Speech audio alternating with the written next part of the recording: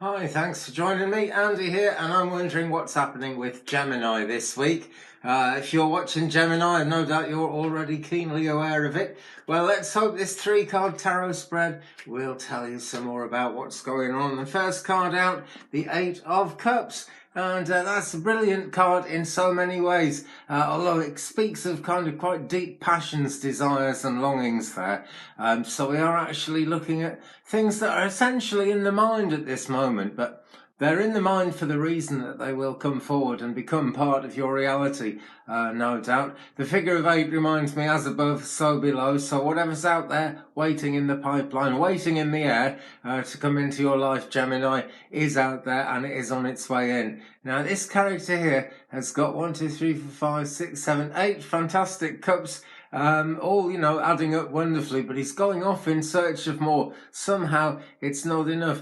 Very often on the spiritual journey, people will find their purpose, what they're called to the journey to actually do. And they'll be very good at it, and they'll think, all right, so what am I being called to do then, and go off looking for something that they've already found. There's a strong element of count your blessings in that, folks. That's a theme this week, actually.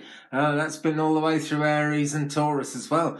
So do count your blessings. Don't just turn your back on them. And if you are going off in search of more, just remember that things could be pretty good in your present situation. It's up to you to evaluate, guys. Fluid energy, as I'm always saying, it's always a little bit different from one person to the next. So let's find out some more about that now. And we'll shuffle this deck, which is Stephen Farmer's Messages from Your Animal Spirit Guides. So we're into the shamanic realm of things in this week's readings. So tell us more, please, about the Eight of Cups in this reading for the sign of Gemini. Tell us more, please, about the Eight of Cups in this reading for the sign of Gemini. I'm doing this around about the beginning of July 2019, but the best time to watch these is when you're drawn to it, folks, and they're evergreen on my channel. You can go back, watch them. I think there's kind of getting on for 400 videos there now. I'm making new ones all the time, so subscribe, tap that bell, don't miss anything. And telling us more about the Eight of Cups for the sign of Gemini, we have Snow Leopard. I can't do mirror writing, so excuse me a second. Take some time out of your usual life and spend it in solitude.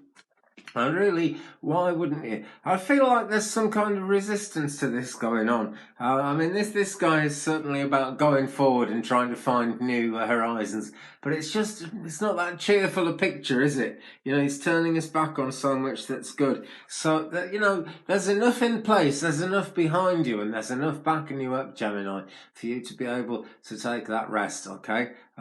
Take some time out of your usual life. So, actually make things a little bit different somehow.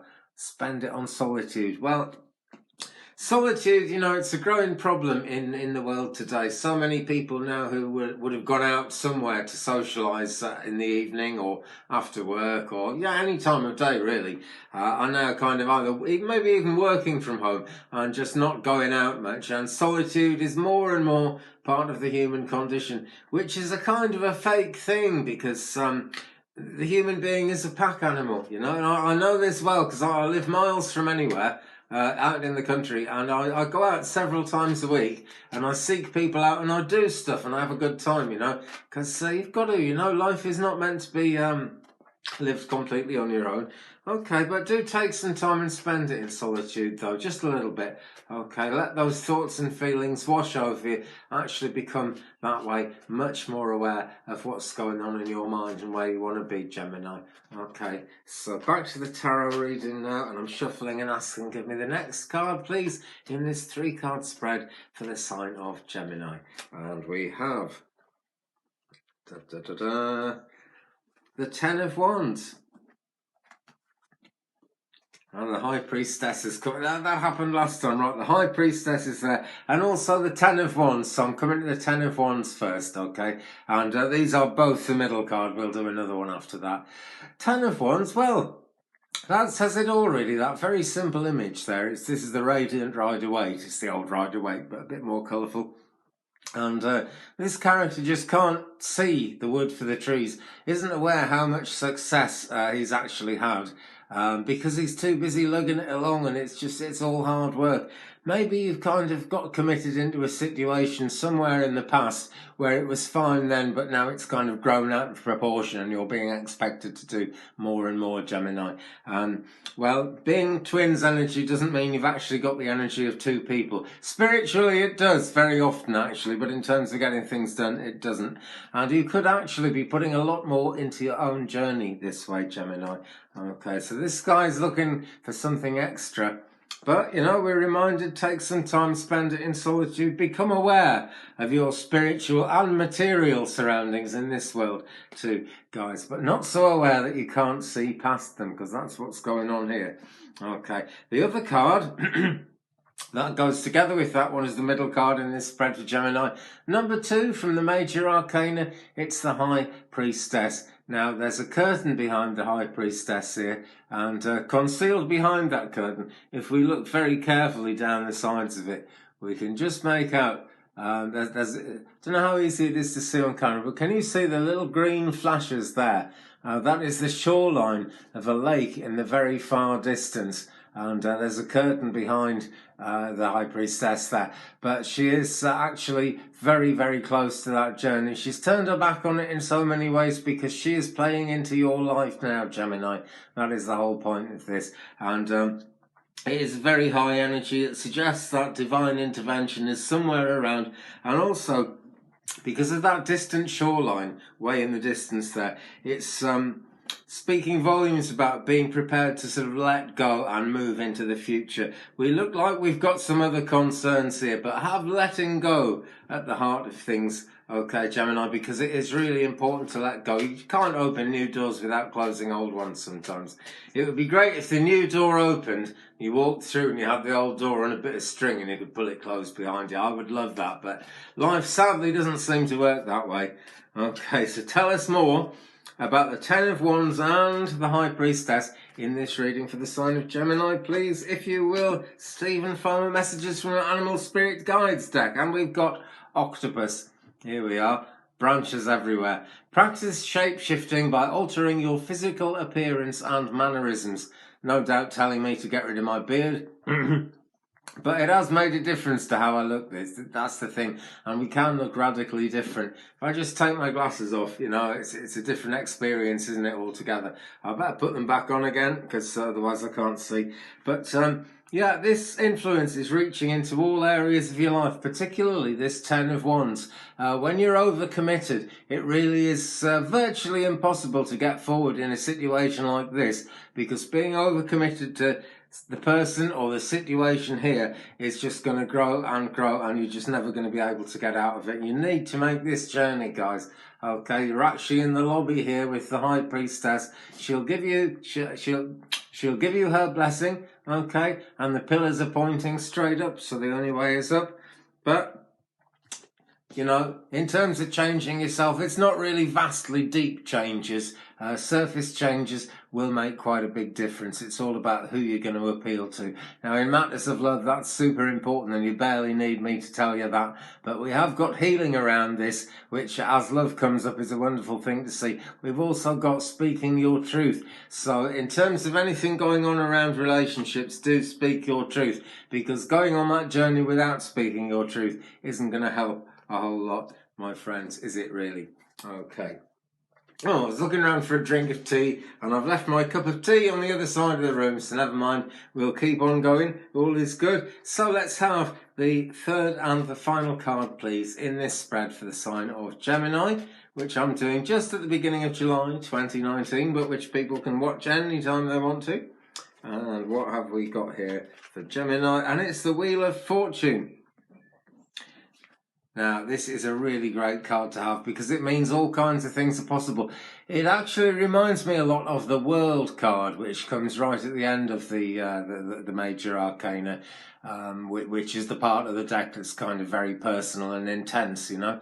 But we are looking at change here, and we are looking at, you know, the change isn't entirely clear. It's going to be necessary to go with the flow, because when the Wheel of Fortune comes up, things are going to go up in the air anyway. There's not much we can do to change the truth of that, and we can't change the truth of the past either. And everything we do is standing on the shoulders of the past. So we're back to that idea. The decision has already been made, not for the first first time in this week's readings, actually, as that come up.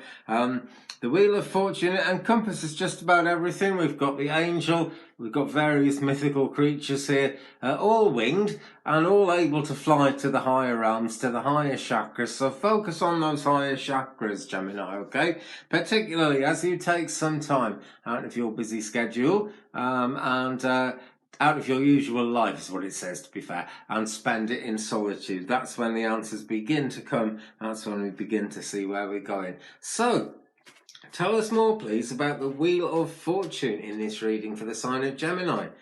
Some more, please, about the Wheel of Fortune for Gemini. These are both nice slippery decks, actually, but they're easy to shuffle, but you've really got to try and hang on to them. So, you know? Right, okay. Tiger, so the Wheel of Fortune, right? Everything's going to be up in the air if it isn't already. But isn't that just the nature of life? And everything we do in love, in life, in career, whatever it is, has to somehow fit into this world that we live in. So, Tiger, you're being called upon to provide leadership. So, trust that you're capable of doing so. Right, so this is going to be about where do you jump off the Wheel of Fortune? Something to be considered carefully, something to be contemplated. But in any situation of leadership, you have to adapt to things the way they're going. And you can only do that with the knowledge and the wisdom you've gained from the past. So it really is, I'm not going to say a double-edged sword, because it doesn't look to me like it's going to be doing any cutting. But it's certainly a situation that could go either way, but still actually lead to a very positive outcome. Because one great thing about the Wheel of Fortune is, as I'm always saying, the energy is fluid with this. This is very, very fluid energy, even if I'm just reading one-to-one, which, you know, I do one-to-one readings from time to time. I would still say that's fluid energy because it can adapt, you know.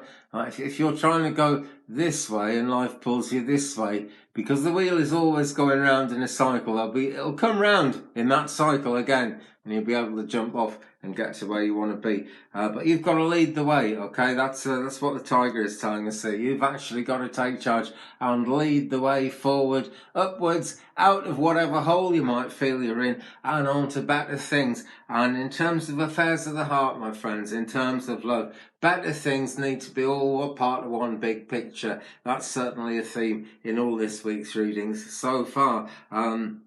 And that's somewhere where you can put leadership in. It's taking control of your own life, which we've all got every right to do any time. And we should do, really. You know, we should be in control of our own destiny. I haven't got the magician card out here, but we really should be in control of our own destiny. So you provide the leadership, not just for others, but for yourself as well. You decide where you want to be, Gemini. Okay, well, thanks very much for watching, Gemini, and everyone else who's watching. Great to see all the views, great to see things going up. Thank you from the bottom of my heart, all of you who are watching and who've subscribed. If you haven't subscribed yet, please do, and tap the bell so you don't miss anything. More videos coming out all the time. I'm doing 12 of these a week for the Zodiac, obviously, and as I get the hang of that, I'm intending to bring in more and more videos about not really different topics, it's all the same kind of thing, but about divination, about spiritualism, spirituality, about love, about romance, the way these readings take us, crystals, for example. All kinds of different things. So if you haven't subscribed yet, please do tap the bell, thumbs up if you've enjoyed it, leave me a comment, share me around the internet. Big love to everyone, peace, see you soon.